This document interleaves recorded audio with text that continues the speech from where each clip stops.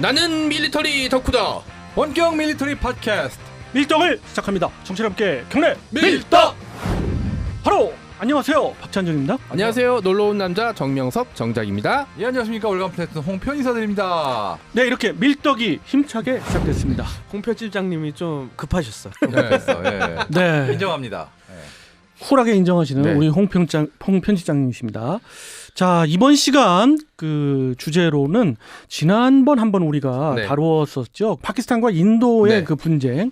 2019년 초로 기억을 제가 하고 있는데 그때 이제 포격전이 일어났죠. 네. 그러면서 그 이후에 인도에서 정책적으로 그 K9 그 썬더 네. 그들은 이제 바지라라고 하죠. 네. K9 썬더 자주포를 원래는 축차적으로 이제 들여오려고 그러다가 갑자기 100대 네, 네. 그랬었죠. 확 땡겼죠. 네, 그래가지고 정말 인도스럽지 않게 네, 그렇습니다. 서둘러서 그렇습니다. 스케줄 맞춰가지고 그렇죠. 게다가 도입하는데도 보통 인도 그러면 장난 아니게 정말 뭐 그렇죠. 요구하는 것도 많고 막 슬슬 질질 끌고 뭐 바꿔달라 변경하라 하는 쪽 암 걸리게 하게 주특기인데 그것도 없이 그냥 일사천리로 진행되더라고요. 맞습니다. 그래서 사실 그 분쟁이 있고 나서 인도 쪽에서 인도 언론들이 원래 그렇습니다. 인도 언론들이 자국의 어떤 이익에 맞는 보도를 너무 많이 해요. 그렇죠.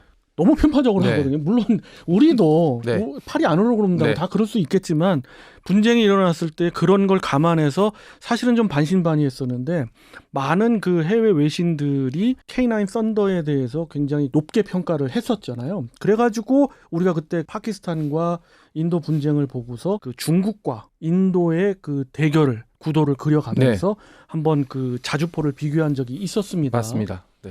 근데 이제 그런 일이 정말 실제로 벌어지네요. 거의 막 그렇게 되려고 그러고 있죠 지금. 네네. 참.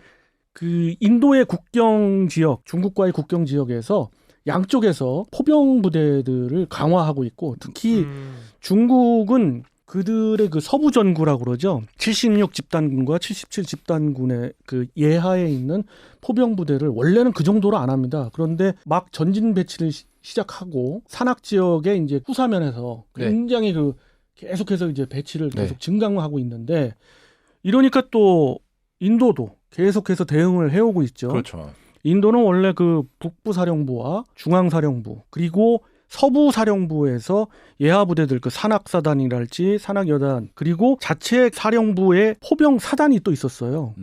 그런데 그 사단에서 계속해서 바지라를 100대를 증강 배치를 하면서 어떻게 모양새가 굉장히 그 대립각을 이루는 모양새가 되어오고 있습니다. 그러니까 약간 한중전 같은 이미지가 되는 느낌이죠. 본의 아니게 그러네요 네, 진짜. 그렇죠. 야. 많은 분들이 그 예상을 하는데 많은 국가의 그 군사 전문가나 또는 군사 마니아 분들이 이제 흥미 내지는 또 분석적으로 예상을 하는데 중국보다는 인도 쪽에 우세가 점쳐진다라고는 합니다. 근데 그 이유가 참 궁금해요. 우리 입장에서 봤을 때. 그렇죠. 네. 그 냉정한 입장으로 봤을 때 어떤 유리한 점이 있어서 이들이 이렇게 이야기할까? 우리 입장에서 한번 이야기를 해보겠습니다. 홍 편집장님은 어떻게 생각하세요? 일단 K9이 뭐가 어쩌고 중재 자주포들에 비해서는 확실히 성능이 검증되지 않았겠습니까? 그렇죠. 중국은 일단 스펙에서 80% 이하로 우리가 보고 들어가야 되거든요. 그렇죠. 깡을 해야죠. 어음깡하는 것처럼. 제가 그 뉴스를 보니까 가상 시나리오로 요런 내용이 있더라고요. 국경 분쟁이 심해지니까 중국 인민해방군에서 PCL 182를 발포했다. 그래서 인도군이 자주포인 K9 바지라를 긴급 가동했다. 요런 시나리오 지금 내용이 있는데 가장 현실적이죠. 그렇죠. 예. 예. 그러니까 PCL 181의 성능은 어느 정도인가요? 차륜형 자주포인데요. 그 성능이랄 것까지는 없고 그들 입장에서는 그 연사 속도가 K9 썬더를 앞선다고 하는데 아무도 믿지를 않아요. 일단 실험을 했던 네. 그런 자료들이 공개가 안 되고 있어요. 네. 뭐 한화 디펜스 같은 경우는 이제 K9 썬더에 대해서 공개를 하잖아요. 아예 그리고- 동영상을 찍어가지고 올려버리죠. 예. 그리고 뭐 해외 수출도 많이 돼서 검증된 게 있는데 이게 그리고 아무리 뭐 발사 속도가 빨라도 차륜형이면 이 바퀴로 움직일 텐데 그 쏘면은 그때마다 계속 요동치거든요. 물론 이거는- 그 네. 당연히 그 스테빌라이저가 그렇죠. 있어가지고 그 부분에 대해서는 커버를 하지만 그럼에도 불구하고 차륜형의 갖는 강점 중에 하나는 기동력이지 네. 절대적으로 어떤 방어력이나 그렇죠. 이런 부분이 아니거든요. 차륜형이 갖는 기본적인 한계잖아요.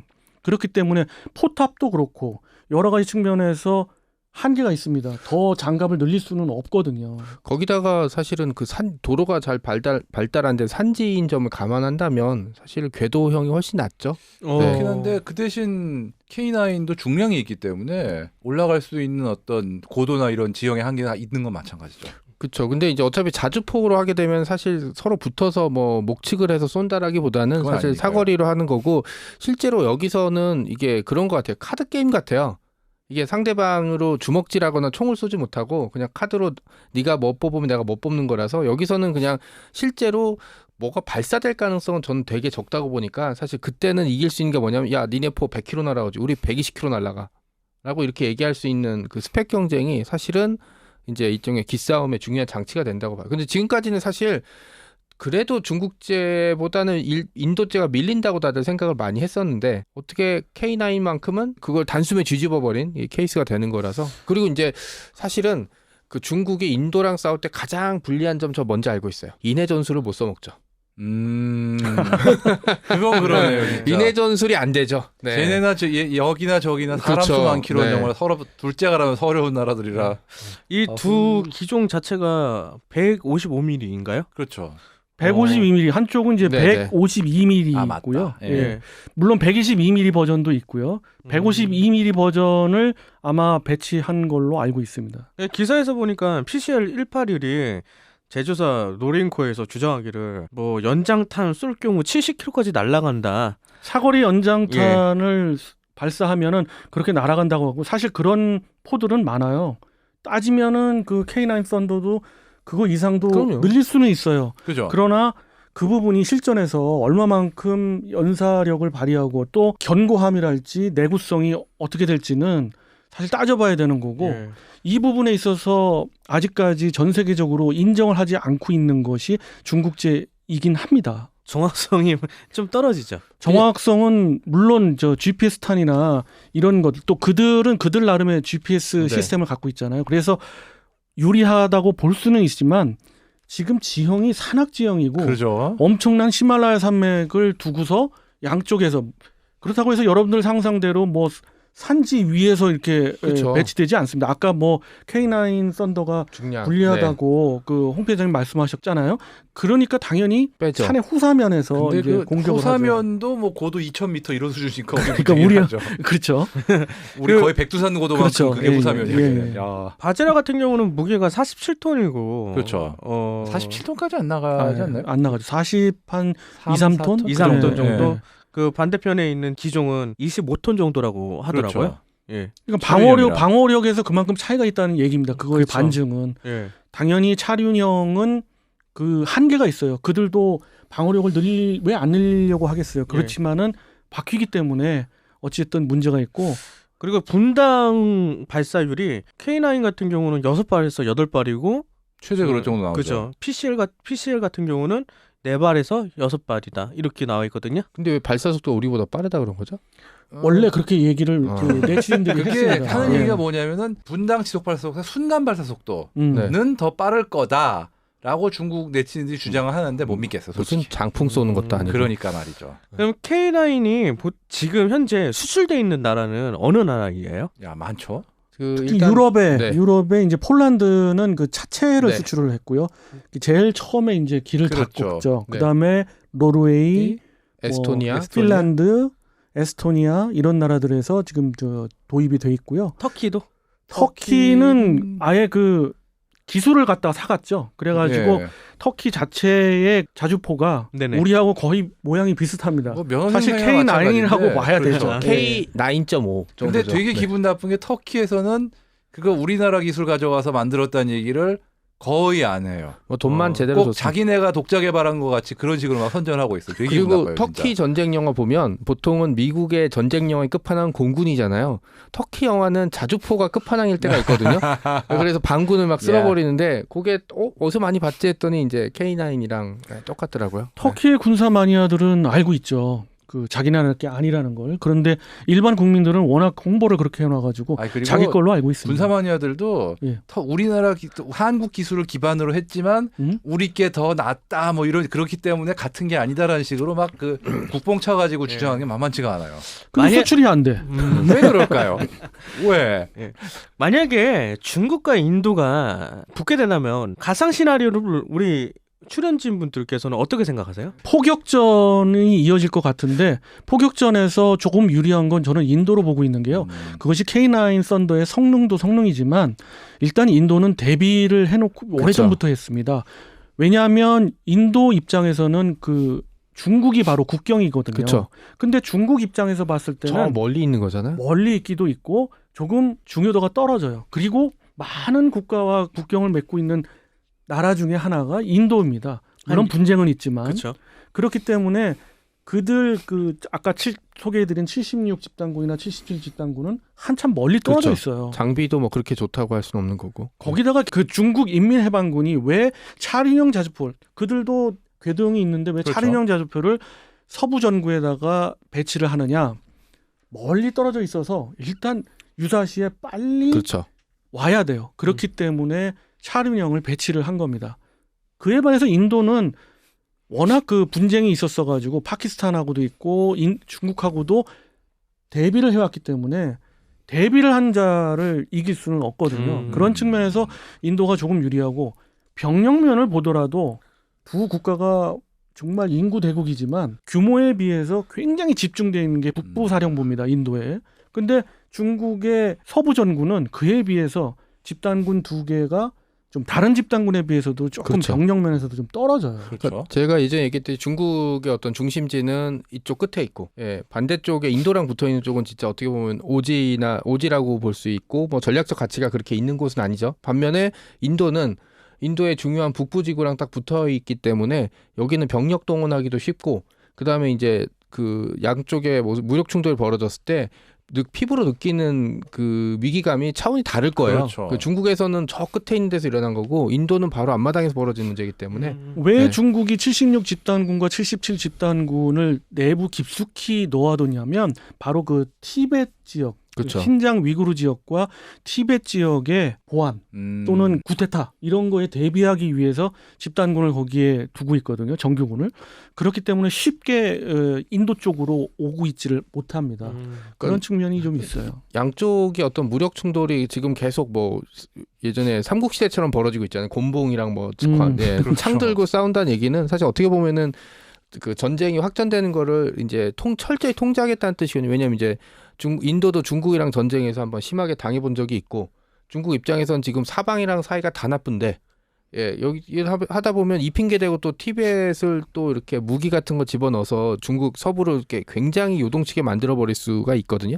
그렇기 때문에 뭐 양쪽이 그렇게 서로 냉병기 가지고 싸우다가 여기서 뭔가 문제가 생기면은 아마 그 다음 단계는 서로 자주포 가지고 제 싸우겠죠. 생각에도 포격전 이상 단계로 넘어오기 힘들 것 같아요. 아무리 뜨거워져도. 그러니까 이제 포격전이면 사실은 어떻게 보면 K9이 가지고 있는 인도 쪽이 유리할 텐데 그렇게 되면 중국이 어떻게 나오냐. 그 자존심 센 애들이 자존심 센 중국이 여기서 그냥 접고 넘어가겠느냐 아니면 반격을 하겠느냐. 그리고 반격하게 되는 것도 단계가 있는 게 미사일도 있고 그다음에 중요한 게 이제 전쟁의 중요한 확전 단계는 공중전이거든요. 저도 그렇게 예. 생각하는 게 무인 항공기로 표적 확인을 할 것 같아요. 중국 쪽에서는. 뭐 그건 인도도 마찬가지일 겁니다. 아 인도도 그럼요. 그 뭐 정도의 이런 게 없나? 기술은 있네. 없죠. 무인기로 어. 이렇게 관측하는 거 정도는 뭐 지금도 사실 하고 있다고 보는데 이게 뭐. 유인 전투에 가서 폭탄을 떨어뜨리고 공중전을 하고는 이제 얘기 차원이 달라지는 문제가 되겠죠. 네. 다만 중국의 지금 현재 그들의 의지가 조금은 바뀌고 있는 것 같아요. 우선 차륜형 자주포라고 아까 말씀드렸지만 그 포병 부대를 계속 기동 훈련을 해가지고 산 후사면에서 그 포격 연습을 하고 다시 또 들어가고 그러고 있거든요. 네.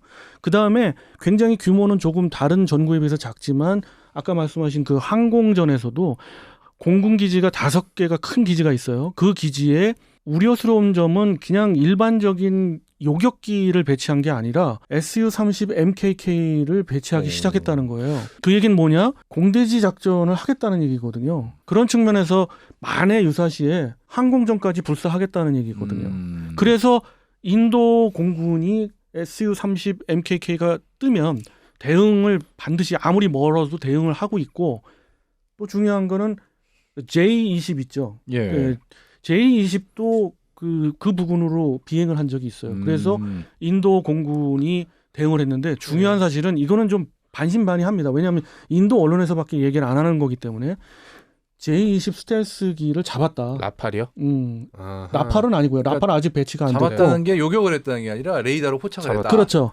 그들 그 Su-30 MKK 인도에 있는 Su-30 MKK로 포착을 했다는 거예요. 근데 저는 그거는 그러니까 포착은 했겠지만 그게 그렇게 중요하나 싶은 게 대부분의 스텔스기들은 작전 상태가 아니면은 일부러 레이더에 걸리게 레이더 반사판을 일부러 붙이거든요. 그럴 그 가능성이 상태에서 포착됐다는 거는 그닥 자랑할 게 아닙니다. 왜냐하면 처음부터 자기네도 레이더로 이게 어디인지 알기 위해서 설비를 붙이고 날아다니는 걸 잡았다. 그러는 건 뭐 특별히 자랑할 건 아닌 거죠. 네.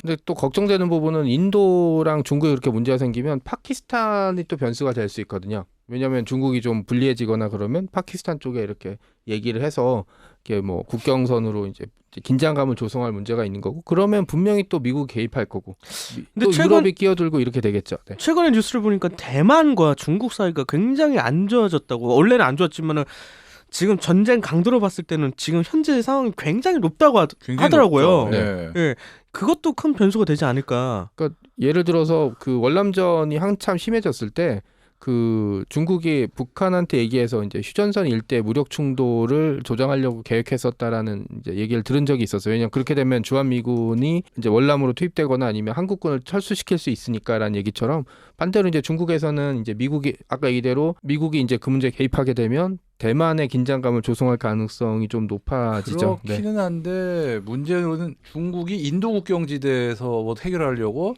대만에서 갈등을 조장해서 미국을 끌어들이기는 또 너무 쉽게 해서 인도에 비하면 대만이 너무 큰 판돈이라 근데 그건 좀 애매하네요. 뭐 당연히 그렇지만 뭐 제가 소설가인 것도 하고 최근에 중국은 뭘 상상하든 그 이상의 모습을 보여준 적이 굉장히 많기 때문에 근데 실질적으로 아직은 그쪽 지역에 뭘 상상할 게 못 되고 그냥 그대로 유지되는 것 같긴 해요. 그러니까 뭐 사실 강대국의 세력 균형이라는 게 이렇게 중첩되게 얽혀 있기 때문에 이게 한 번 무너지면 그 결과물이 우리가 알고 있었던 게 제1차 세계대전, 제2차 세계대전이었거든요. 지금 냉전 시기에 뭐 핵무기가 있어서 괜찮다고 하지만 그거는 미국과 소련이라는 그 냉정한 큰형님들이 있기 때문이고 사실 중국이 그 정도의 냉철함을 가지고 있느냐 아니면 큰 대국적인 견지를 가지고 있느냐라 그럼 저는 뭐 있었으면 지금 이렇게 안 쳐줄 때. 그렇죠. 네. 중국의 그 영토를 비교해 볼 때는 상당히 여러 측면에서 방어를 해야 되는 불리함은 있습니다. 예. 방어나 공격을. 근데 인도는 아주 오랜 옛날 역사부터 역사가들은 다 알고 있죠. 북부 지역만 지키면 다 지켜지는 거예요. 거기에 K9이 있는 그렇습니다. 거고. 그래서 파키스탄과 중국 쪽에 상당한 규모. 그렇죠. 그러니까 항공 전력만 비교해도 인도는 15개 공군 기지를 굉장히 분산시켜서 배치를 잘 하고 있는데 그에 반해서 중국은 이쪽 지역에서는 아까 말씀드린 대로 5개의 항공 공군 기지가 있고 지상전도 그렇고 여러 측면에서 조금은 밀려 있는 게 사실이에요. 그렇다고 이쪽을 갖다 집중한다고 했을 때 대만이나 그렇죠. 또 러시아나 혹은 또 북한 국경 지역 그렇죠. 이런 쪽에도 이제 문제가 생길 수 있거든요. 그래서 섣불리 완전한 전력을 글로 옮기기란 쉽지 않죠. 아마 이제 냉병기 나왔으니 그다음에 화살 나오지 않을까. 헐. 네. 그렇습니다. 그래서 인도와 파키스탄에 이어서 이번에 인도와 중국이 크라이시스 네. 좀 아주 극한 위기 상황까지는 아니더라도 점점 냄새가 스멀스멀 나오고 있어서 이번 시간에 K9 마지다에 대해서도 소개할 드릴 겸 해서 한번 말씀드렸고요. 또 이 상황이 긴장 상황이 더 고조된다면 좀 더 자세하게 또 이야기 나누는 시간 갖도록 하겠습니다. 자, 청취자 여러분께 경례 밀떡!